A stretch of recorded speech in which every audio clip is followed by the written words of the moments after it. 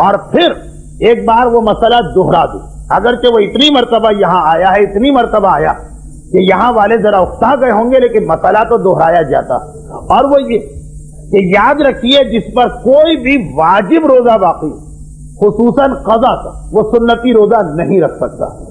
لیکن اس کا کیا مطلب؟ لوگ اس سے غلط مطلب لیتے ہیں۔ مثلاً فرض کیجئے 27 رجب کے روزے کا بڑا ثواب ہے، بہت ثواب، 27 رجب کیا کہنا اس روزے۔ مسئلہ آ گیا جس سے کوئی قضا روزہ باقی، وہ اس دن کوئی سنت روزہ نہیں رکھ سکتا۔ آپ نے کہا میں تو 27 کا روزہ رکھ رہا تھا سنت والا، کیونکہ اس کا تو اتنا ثواب، قضا اگر رکھنا ہے تو 27 کو کیوں رکھو، کبھی بھی رکھو۔ یعنی غلط فہمی یہ ہو گئی کہ 27 رجب کے روزے کا ثواب اس کو ملے گا کہ جس پر جو سنت کی نیت سے رکھے۔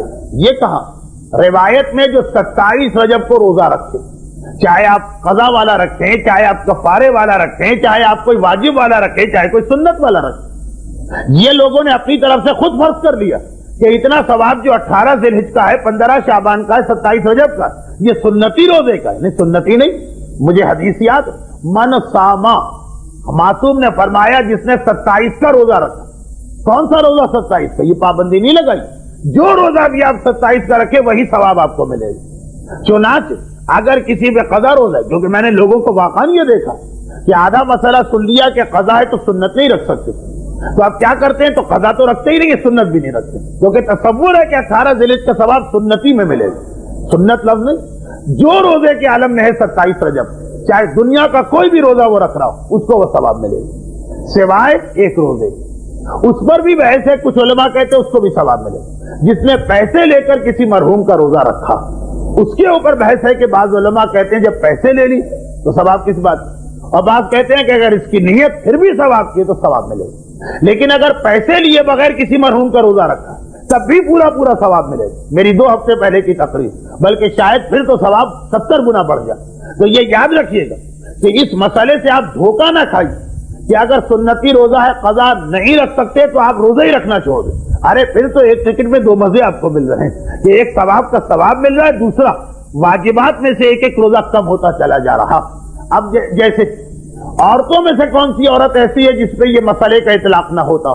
مردوں میں ہیں بہت سارے مرد کہ جن پر اس مسئلے کا اطلاق نہیں ہوتا، یعنی ان کا کوئی قضا روزہ ہی نہیں، اس لیے کہ ایک تو ویسے ہی اسلام لڑکے کے روزہ شروع ہونے کی ایسی عمر بتائی گئی کہ اس سے کافی پہلے ہی لڑکے شوق میں روزہ شروع کر دیتے، 15 سال، چلے آج کل 15 نہ صحیح 14 یا 13، تب بھی اچھی خاصی سمجھداری کی عمر۔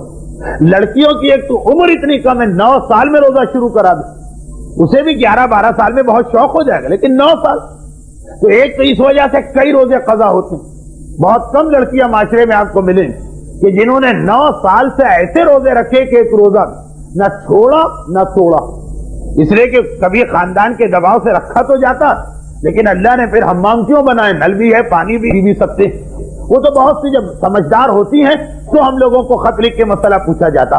تو اب مسئلہ یہ کہ اکثر عورتوں پہ قضا اس لیے کہ ان بیچاریوں پر اتنا پہلے روزے کا بوجھ ڈال دیا گیا کہ وہ اس وقت سمجھدار نہیں ہوتی کہ ہم کیا عبادت کر رہے ہیں، ناسمجھی ہوتی۔ اگر سمجھدار ہو تو جیسے لڑکے 12 سال 11 سال میں اکثر گھرانوں کے لڑکے شروع ہو جاتے، بلکہ بعض اوقات ناراض ہوتے ہیں کہ ہمیں کیوں نہیں روزہ رکھوایا گیا، کیوں نہیں سحری میں اٹھایا گیا۔ لیکن وہ 9 سال کی عمر تو بہت کم، اس میں شوق ہوگا 2 راتوں کا، 4 راتوں کا، 6 راتوں، اس لیے وہ والے روزے قضا۔